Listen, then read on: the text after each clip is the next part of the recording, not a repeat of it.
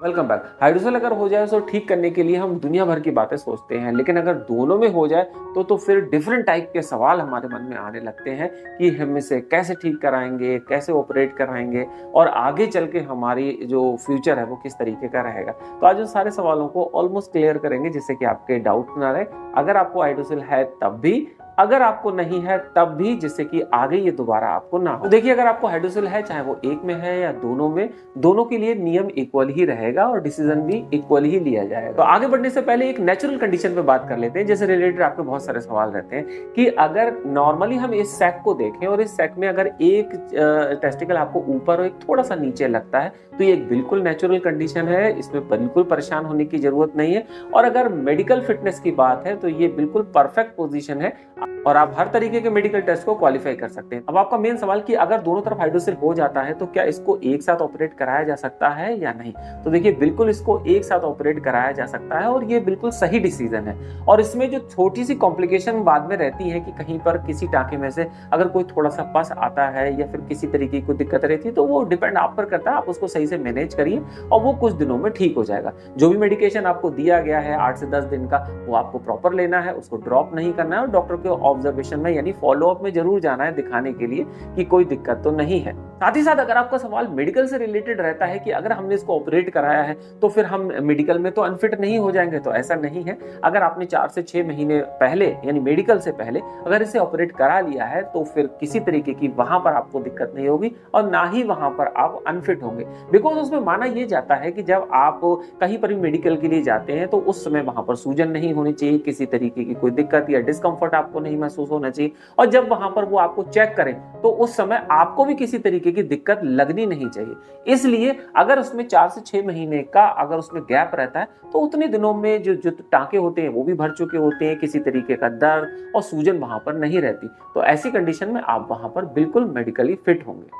अब अगला सवाल आपका ये रहता है कि अगर हाइड्रोसेल रहे और उसे हम ऑपरेट ना कराएं, उसे ऐसे ही रहने दें, तो फिर क्या होगा। तो देखिए, इसको हम समझते हैं एज के अकॉर्डिंग कि लोग किस तरीके से किस एज में क्या सोचते हैं और क्या डिसीजन लेते हैं और एक्चुअल में वहां पर आपको क्या डिसीजन लेना चाहिए। अब सिमिलरली जिन लोगों की एज 45 या 50 से ऊपर है तो वो लोगों का सोचना ये रहता है कि हम इसको ऑपरेट अगर नहीं भी कराएंगे तो क्या प्रॉब्लम की बात है, अब जैसा चल रहा है वैसे चलने दो। लेकिन क्या होता है कि कहीं आपको कोई किसी तरीके का ट्यूमर वहां पर ना बन जाए या कोई इन्फेक्शन वहां पर ना क्रिएट हो जाए, इन सब चीजों से बचाने के लिए भी इसको ऑपरेट कराना जरूरी है। अब ये नहीं सोचना है कि हमारी एज ज्यादा है तो हमें ठीक करा के क्या करना है। इसमें अगर कोई मेडिकल कंडीशन बन जाती है तो वो और भी ज्यादा आपकी स्थिति को खराब कर सकती है, यानी कहीं कोई बड़ी बीमारी उसमें और ना बन जाए जिससे कि आप प्रॉब्लम में फंस जाए। तो उसको रोकने के लिए फिर आपको सलाह दी जाती है कि इस एज में भी आपको इसे ऑपरेट करा लेना चाहिए। हाँ, ऐसा भी देखा जाता है कि अगर कोई इसको ऑपरेट नहीं कराता है तो उसका इमीडिएट इफेक्ट एकदम टेस्टिकल्स पर नहीं पड़ता है। लेकिन अगर आपके केस में टेस्टिकल्स खराब हो जाती हैं या उस पर इफेक्ट पड़ता है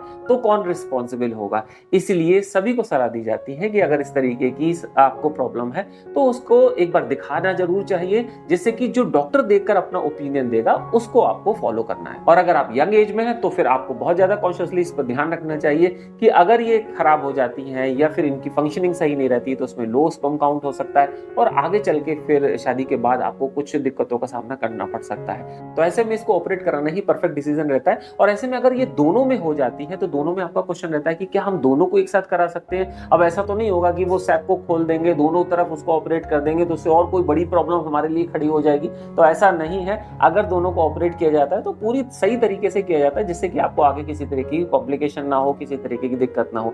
कभी कभी टांके लगाने के बाद उसमें एक टांके से कभी कभी किसी में पानी भी आ सकता है, हल्का सा पस भी आ सकता है या हल्की सी ब्लीडिंग भी हो सकती है। तो ये कॉमन है, बस उसमें आपको सफाई रखनी है, ध्यान रखना है, आपका थोड़ा सा बीटाडिन अपने पास रखना है, कॉटन रखना है जिसकी समय समय पर आप सफाई करेंगे और जो भी केयर आपको बताई गई है उसको जरूर अपनाएंगे। इसमें केयर बहुत ज्यादा इंपॉर्टेंट इसलिए है कि फ्यूचर में ये दोबारा आपको ना हो जाए, इसलिए इसके रिलेटेड मैंने कुछ इंफॉर्मेशन इन वीडियोस में दी है, इसको जरूर देखें। इसमें हमने ये बताया है कि आपको कौन सी अंडरगारमेंट यूज करना चाहिए जो परफेक्ट है, जिससे कि वो स्क्रोटम को परफेक्ट जगह पर रखे, जिससे वो प्रेशर से दबकर या फिर किसी ऑब्जेक्ट के लगने से उस पर चोट ना लगे और प्रेशर पड़ने से उसमें सूजन ना आए। दूसरी बात यह है कि आपको जो वर्कआउट करना है वो भी नॉर्मल वेट लेके करना है, जिससे कि आपके लोअर एब्डोमेन में किसी तरीके का डिस्कम्फर्ट ना हो और वहां पर किसी तरीके की प्रॉब्लम आपको ना हो। साथ ही साथ अगर आप बाइक चलाते हैं तो उसमें भी आपको ध्यान रखना है। इन सब चीजों की मैंने इन्फॉर्मेशन इसमें दी है। अब एक सवाल आपका बहुत बार पूछा जाता है जिसका जवाब अभी मैंने दिया था कि क्या हाइड्रोसेल होने के बाद स्पर्म काउंट कम हो जाता है।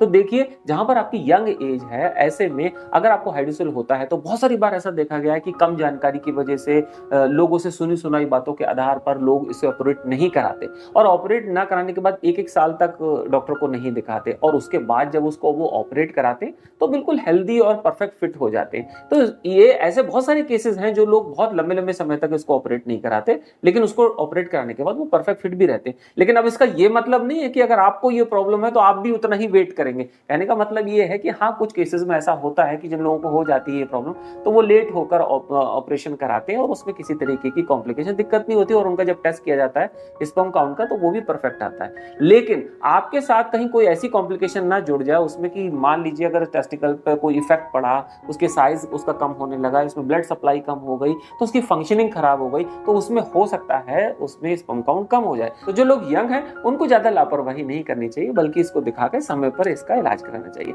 इससे रिलेटेड अगर आपके कोई इश्यूज हैं, आप डायरेक्टली बात करके कुछ सलाह लेना चाहते हैं तो आप मुझे direct call me for app के थ्रू कॉल कर सकते हैं। जल्दी ही हम पेड व्हाट्सएप कॉलिंग ऑप्शन भी आपको प्रोवाइड कराएंगे और उन दोनों का ही ऑप्शन आपको नीचे डिस्क्रिप्शन बॉक्स में मिल जाएगा। अगर आपके कोई इससे अलावा डाउट्स हैं तो जरूर कमेंट बॉक्स में लिखें और कॉलिंग ऑप्शन ऑलरेडी मैंने आपको दिया है। मिलते हैं नए वीडियो में। See you in next video and bye bye.